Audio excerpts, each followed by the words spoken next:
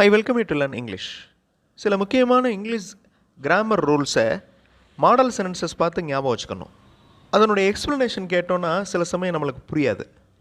அப்படி இருக்கிறப்ப model sentences பார்த்து இதே ஸ்ட்ரக்சரில் நம்ம சென்டென்சஸ் ஃப்ரேம் பண்ணணும் அப்படின்னு நம்ம ஃபிக்ஸ் பண்ணிட்டோன்னா கிராமர் மிஸ்டேக் வராது.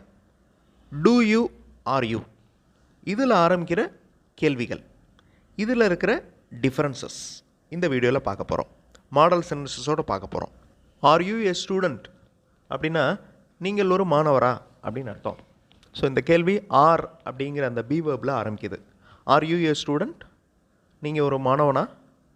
டூ யூ ஏ ஸ்டூடெண்ட் கேட்க முடியாது. இந்த கேள்வியை இந்த டூ வேர்ப் யூஸ் பண்ணி கேட்க முடியாது.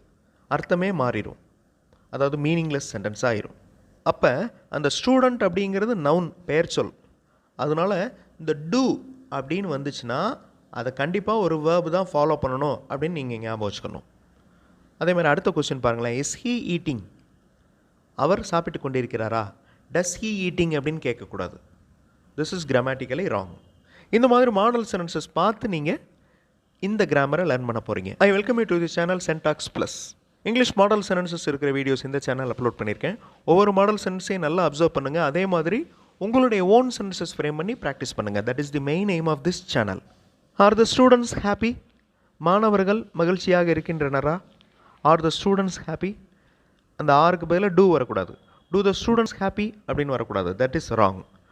Two the students feel happy. அப்போ அந்த டூ வேர்புக்கு அடுத்து ஒரு வேர்பு வருது பாருங்கள், அந்த ஃபீல் அப்படிங்கிற வேர்பு வருது பாருங்கள். Do the students feel happy, இந்த வாக்கியம் கரெக்டு, இந்த கேள்வி கரெக்டு.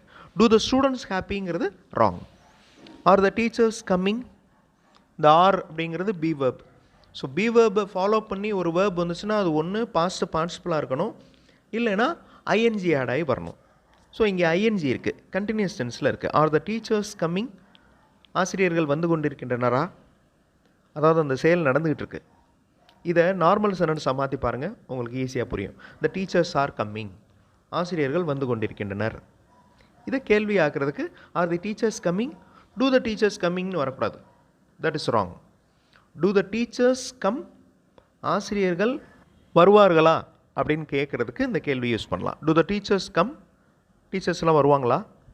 இங்கே கண்டினியூஸ் சென்ஸ் யூஸ் பண்ணக்கூடாது. Do the teachers coming, this is wrong. Do you like English, உங்களுக்கு இங்கிலீஷ் பிடிக்குமா? ஆர் யூ லைக் இங்கிலீஷ் அப்படின்னா என்ன அர்த்தம்? நீங்கள் இங்கிலீஷ் மாதிரி இருக்கீங்களா அப்படின்னு அர்த்தம். So are you interested in learning English அப்படி தான் கேட்கணும். Are you interested in learning English, நீங்கள் இங்கிலீஷ் லேர்ன் பண்ணுறதுக்கு இன்ட்ரெஸ்டடாக இருக்கீங்களா? கொஸ்டின்ஸில் இருக்கிற டிஃப்ரென்சஸை நல்லா பார்த்து வச்சுக்கணும். டு யூ லைக் இங்கிலீஷ், உங்களுக்கு இங்கிலீஷ் பிடிக்குமா? Are you like English, this is wrong. இதுக்கு என்ன அர்த்தம்? நீங்கள் இங்கிலீஷ் மாதிரி இருக்கீங்களா அப்படின்னு அர்த்தம். Are you interested in learning English, இது correct. Do you eat vegetables, நீங்கள் வெஜிடபிள்ஸ் சாப்பிடுவீங்களா? Do you eat vegetables. Are you eat vegetables அப்படின்னு வரக்கூடாது. ஸோ நீங்கள் பி வேர்ப் வந்த உடனே நான் சொன்னேன் முதல்ல, அதாவது ஐஎன்ஜி இருக்கணும், இல்லைன்னா பாஸ்ட் பார்ட்டிசிபிள் இருக்கணும். Okay, are you eating vegetables, this is correct. Are you eating vegetables, do you eat vegetables, these questions are correct. Are you eat vegetables wrong, அதாவது grammatically wrong. Do dogs swim well, dogs swim பண்ணுமா நன்றாக? Do dogs swim well. Are dogs swim well. So இது எப்படி வரணும்? Are dogs swimming well, dogs எல்லாம் நன்றாக நீந்தி கொண்டிருக்கின்றனவா? Are dogs swimming well. Do tax swim well அப்படிங்கிறது ஒரு ஜென்ரலான கொஸ்டின், சிம்பிள் ப்ரெசன்ட் டென்ஸில் கேட்குறோம். அதாவது நம்மளுக்கு தெரியாது, அதனால் கேட்குறோம். டாக்ஸ் ஸ்விம் பண்ணுமா அப்படிங்கிறத தெரிஞ்சுக்கிறதுக்காக நம்ம கேட்குறோம். அது நார்மலான simple present tense question. Are dogs swimming well அப்படின்னா டாக்ஸ் எல்லாம் அங்கே ஸ்விம் பண்ணிக்கிட்டு இருக்கு, அது நன்றாக நீந்தி கொண்டிருக்கின்றனவா அப்படிங்கிறத கேட்குறோம். ஸோ ஒரு செயல் நடந்துக்கிட்டு இருக்கு, இது ப்ரெசன்ட் கண்டினியூஸ் டென்ஸில் இருக்கிற ஒரு கேள்வி. இங்கே எல்லாமே நம்ம ப்ளூரல்லே பார்த்துட்ருக்கோம். அதாவது ப்ளூரலுக்கு உண்டான வார்த்தைகள் டூ, ஆர். ஓகே, டஸ் அப்படிங்கிற வார்த்தை சிங்குலருக்கு மட்டும்தான் யூஸ் பண்ணணும். டஸ் சிங்குலர், டூ ப்ளூரல். அதே மாதிரி இஸ் அப்படிங்கிறது சிங்குலர், ஆர் அப்படிங்கிறது ப்ளூரல். இந்த ரெண்டுமே சிம்பிள் ப்ரெசன்ட் டென்ஸில் இருக்குது. அதே மாதிரி பாஸ்ட் ஃபார்ம் உங்களுக்கு தெரியும். டூவோட பாஸ்ட் டிட், ஆர் அப்படிங்கிற வார்த்தையோட பாஸ்ட் ஃபார்ம் வேர். அதே மாதிரி இஸ் அப்படிங்கிற வேர்போட past form was. So do your friends study English? உங்களுடைய ஃப்ரெண்ட்ஸ் இங்கிலீஷ் படிக்கிறாங்களா? இது அந்த ஃப்ரெண்ட்ஸ் என்ன பண்ணுறாங்க அப்படின்றத தெரிஞ்சுக்கிறதுக்கு கேட்குற கேள்வி. அவங்க இங்கிலீஷ் படிக்கிறாங்களா அப்படின்னு தெரிஞ்சுக்கிறதுக்கு நம்ம இந்த டூ யூஸ் பண்ணுறோம். அதே மாதிரி லாஸ்ட் கொஸ்டின் பாருங்கள். Are your friends studying English? அங்கே ஃப்ரெண்ட்ஸ் எல்லாம் படிச்சுட்டு இருக்காங்க. அப்போ இந்த கேள்வி கேட்குறோம், அவங்க இங்கிலீஷ் படிச்சுட்டு இருக்காங்களா? Are your friends studying English?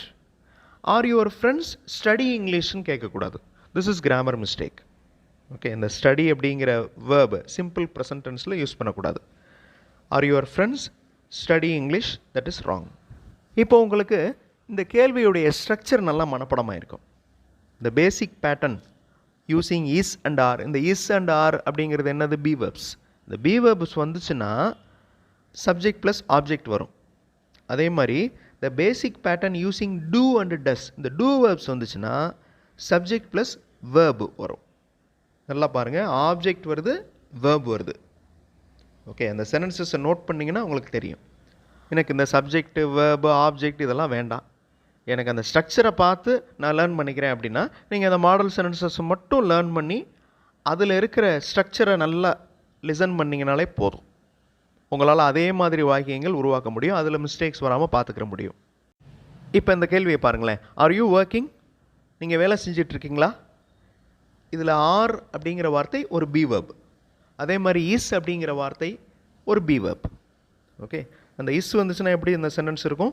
Is he working? அவர் வேலை பார்த்துட்டு இருக்கிறாரா? Is he working? ஸோ இந்த ஆர் இஸ் வந்துச்சுன்னா are followed by a noun or pronoun. Noun வருதா? இந்த ஆருக்கு அடுத்த வார்த்தை ஒரு ப்ரோனவுன் இருக்கணும், இல்லைன்னா நவுன் இருக்கணும். இங்கே ப்ரோனவுன் இருக்குது பாருங்கள், யூ அப்படிங்கிறது ப்ரோனவுன். ஆனால் வேர்ப் வரக்கூடாது. ஆரை உடனே ஃபாலோ பண்ணுறது ஒரு நவுனாக இருக்கணும், இல்லைனா ப்ரோனவுனாக இருக்கணும்.